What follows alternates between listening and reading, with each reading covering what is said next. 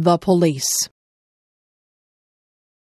My mother always told me that if I was lost, I could go up to a policeman and that he would help me to find my way home. I never did get lost, but I always remembered what my mother told me about the police. I think policemen look very nice in their uniforms. I see police officers drive by in their police cars. In my town, we even have police officers on bicycles. Policemen and policewomen have a job that can sometimes be dangerous. They have to catch people who break the law.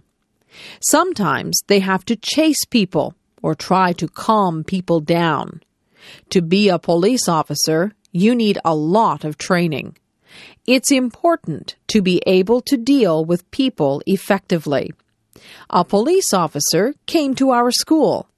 He had a police dog with him. The officer showed us how the dog could track down criminals. The dog was very smart. He could even find things that were hidden. Criminals sometimes hide things that they don't want the police to find. The policeman told us that he and his dog were partners. His dog lives at his house with the policeman and his family. Sometimes I see police cars on the side of the road. The police stop people who are speeding or are not wearing their seat belts. The police officers warn people or give out tickets. Sometimes they even have to arrest people. Police officers are just doing their job when they arrest people. Some people need to be arrested and put in jail to make it safer for the rest of us. Pretending. I like to pretend. I like to make up things that aren't real. I use my imagination. I was pretending that I was in a time machine. I set the date for a prehistoric time. I turned on the time machine, and it buzzed and whirred and spud madly. When it stopped spinning, I opened the door and stepped out into a very thick jungle. I listened carefully to the sounds of the jungle. I could hear strange animal noises, and the leaves were rustling. I wasn't sure if I'd gone back in time or had just landed in a jungle somewhere in the 21st century. It didn't take me long to realize that I had indeed gone back in time. A very strange bird-like creature with a large beak flew overhead. I had never seen anything like it in my life. I took a few steps out into the long grass and ferns. I didn't want to go too far away from my time machine. I heard a noise over on my right side. There was a man who looked quite different from me. He was dressed in an animal skin, and he carried a big stick. I didn't want him to see me, so I hid behind a tree. He didn't speak any language that I could understand. He grunted at someone who must have been in the distance. Then I felt the earth shake beneath my feet. I heard giant thumps on the ground as the floor of the jungle shook. The man in the animal skin began to run. I saw why he was running. A giant dinosaur appeared above the tops of the trees. It was bigger than anything I had ever seen. My heart began to pound in my chest. It was coming toward me. I ran toward my time machine and jumped in. I set the dial for the 21st century. The machine whirred and buzzed. My time machine landed in the 21st century. I got away just in time. A baby. My aunt just had a baby girl. We went to the hospital to visit my aunt and to see the new baby. My aunt was feeling fine, although she was just a bit tired. She walked with us to a big window that had lots of babies behind it. She pointed to a crib with a baby in it. The baby was wrapped in a pink blanket. We all said how pretty the baby looked. I couldn't believe how tiny the baby was. She was asleep, so we couldn't see her eyes. When the baby went home, we went to visit her. We heard the baby. She was crying. My aunt said the baby was hungry. My aunt had a baby bottle full of warm milk. She fed the baby with it. The baby was happy after that. My aunt patted the baby on the back until the baby burped, and then the baby fell asleep. I held the baby. I looked at her tiny fingers and tiny toes. I was very careful with her. She opened her eyes and looked at me. I spoke to the baby, but I knew that she could not understand me. Babies have to learn to walk and talk. My aunt changed the baby. Babies wear diapers, so they need to be changed often. The baby has a lot of toys, but she is still too young to play with them. My aunt says that it won't be long before the baby is crawling and trying to talk. Babies are cute. I have seen pictures of myself when I was a baby, and it's hard to believe that I was once that small. A wedding. The church bells are ringing. I am inside the church waiting for my cousin to walk down the aisle. Today is her wedding day. She is a bride. The organist is playing a song on the organ. We all stand up and watch my cousin walk down the aisle. She is arm in arm with her father. She is dressed in a long white dress and a veil. She looks so beautiful. She looks like a princess. The man who she is going to marry is standing at the front of the church. He is the groom. He looks nice, too.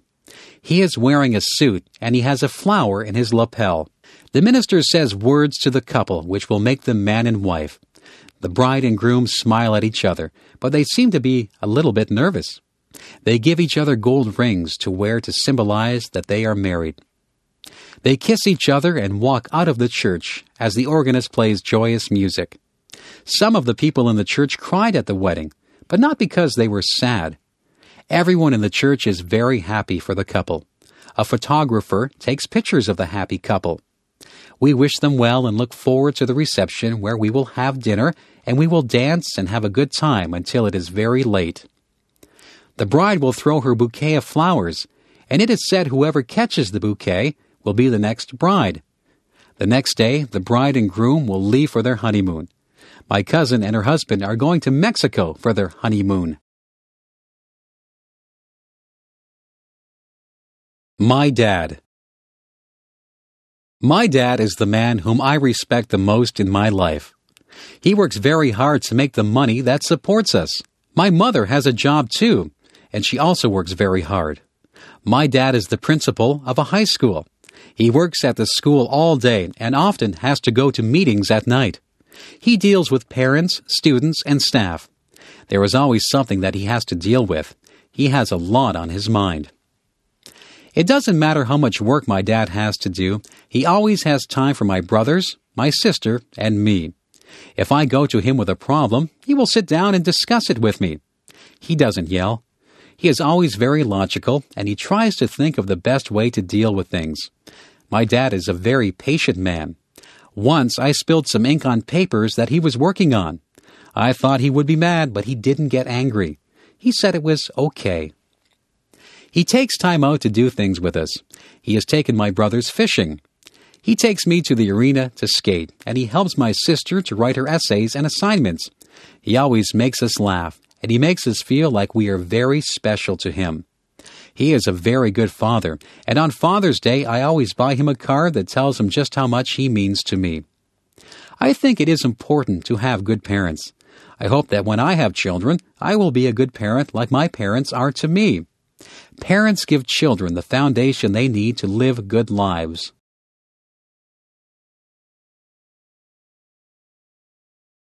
My mother.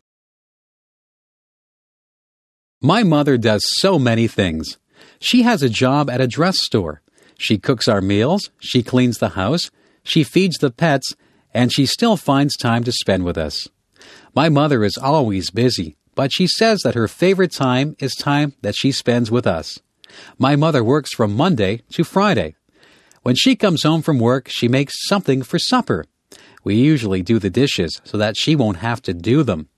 After supper, she helps us with our homework, or she sits down to watch television. Some nights she goes shopping, and she takes whoever wants to go with her. Mothers are a little bit of everything. My mother is like a teacher when she helps us with our homework. She is like a nurse when she looks after us all when we're ill. She is like a cook when she makes meals for us. She says that cleaning the house is her least favorite thing. She says that the house gets dirty again right after you clean it. She gets my father, my brothers, sister, and me to help her with the cleaning.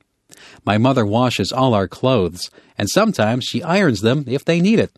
My mother says that there are not enough hours in a day. We try to help my mother as much as we can. There is a lot of work involved in keeping a home neat and organized. Most of my friends' mothers work. Mothers are the people who you go to when you need to be comforted. Mothers are the people who can make you feel better.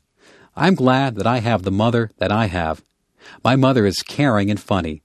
She is fun to be around.